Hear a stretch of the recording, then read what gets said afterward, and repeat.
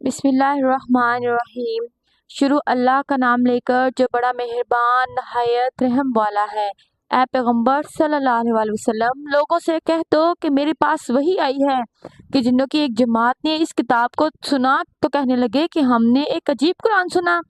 جو بھلائی کا رستہ بتاتا ہے، سو ہم اس پر ایمان لے آئے اور ہم اپنے پروردگار کے ساتھ کسی کو شریک نہیں بنائیں گے، اور یہ ہمارے پروردگار کی شان بہت بلند ہے، نہ وہ بیوی رکھتا ہے نہ اولاد، اور یہ کہ ہم میں سے کوئی بیوقوف اللہ کے بارے میں جھوٹ کرتا ہے۔ اور ہمارا یہ خیال تھا کہ انسان اور جن اللہ کے نسبت جھوٹ نہیں بولیں گے، اور یہ کہ بعض بنی آدم بعض جنات کی پناہ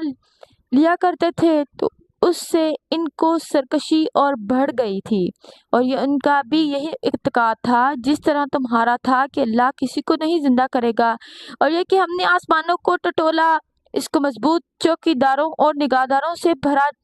ہوا پایا، اور یہ کہ ہم وہاں بہت سے مقامات پر فرشتوں کی باتیں سننے کے لیے بیٹھا کرتے تھے، اب کوئی سننا چاہے تو اپنے لیے نگار تیار پاتا ہے، اور یہ کہ ہمیں معلوم نہیں کہ اس سے اہل زمین کے ساتھ برائی مقصود ہے یا ان کی پروردگار نے ان کو بھلائی کا ارادہ فرمایا ہے، اور یہ کہ ہم میں بعض نیک ہیں اور بعض دوسری طرح کے، ہمارے کئی طرح کے مذہب ہیں،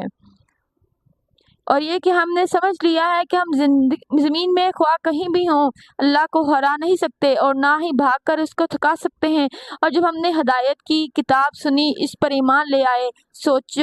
سو جو شخص اپنے پروردگار پر ایمان لاتا ہے تو اس کا نہ نقصان کا خوف ہے نہ کسی طرح کے ظلم کا، اور یہ کہ ہم میں بعض فرما بردار ہیں اور بعض نافرمان ہیں، تو جو فرما بردار ہوئے اور سیدھے رستے پر چلے اور جو نافرمان ہوئے وہ دوزخ کا ایندھن بنے، اور اے پیغمبر صلی اللہ علیہ وسلم، یہ بھی ان سے کہہ دو کہ اگر یہ لوگ سیدھے رستے پر رہتے تو ہم ان کے پینے کو بہت سا پانی دیتے تاکہ اس سے ان کی آزمائش کریں، اور جو شخص اپنے پروردگار کی یاد سے منہ پھیرے گا وہ اس کو سخت عذاب میں داخل کرے گا، اور یہ کہ مسجدیں خاص اللہ کی ہیں تو وہ اللہ کے ساتھ کسی اور کی عبادت نہ کرو، اور جب اللہ کے بندے یعنی پیغمبر صلی اللہ علیہ وسلم اس کی عبادت کو کھڑے ہوئے تو کافر ان کے گرد ہجوم کر لینے کو تھے۔ اے نبی صلی اللہ علیہ وسلم، کہہ دو کہ میں تو اپنے پروردگار کی عبادت کرتا ہوں اور کسی کو اس کا شریک نہیں بناتا، یہ بھی کہہ دو کہ میں تمہارے لیے نہ کسی نقصان کا اور نہ نفع کا کچھ اختیار نہیں رکھتا ہوں، یہ بھی کہہ دو کہ اللہ کے ذات سے مجھے کوئی پناہ نہیں دے سکتا اور میں اس کے سوا کوئی جائے پناہ نہیں پاؤں گا۔ ہاں، اللہ کی طرف سے احکام اور ان کے پیغاموں کا پہنچا دینا ہی میرے لیے ذمہ ہے، اور جو شخص اللہ اور اس کے پیغمبر کی نافرمانی کرے گا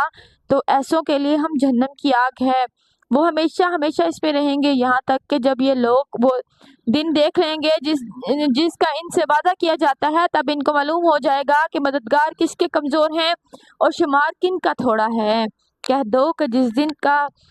تم سے وعدہ کیا جاتا ہے، میں نہیں جانتا کہ وہ عین قریب آنے والا ہے یا میرے پروردگار نے اس کی مدت دراز کر دی ہے، وہی غیب کا جاننے والا ہے، سو کسی پر اپنے غیب کو ظاہر نہیں کرتا، ہاں جس پیغمبر کا پسند فرمائے اور اس کو غیب کی باتیں بتا دے تو اس کے آگے اور پیچھے نگہبان مقرر کر دیتا ہے تاکہ معلوم فرمائے کہ انہوں نے اپنے پروردگار کے پیغام پہنچا دیے ہیں، اور یوں تو اس نے ان کی سب چیزوں کا ہر طرف سے احاطہ کیے رکھا ہے اور ایک ایک چیز گن رکھی ہے۔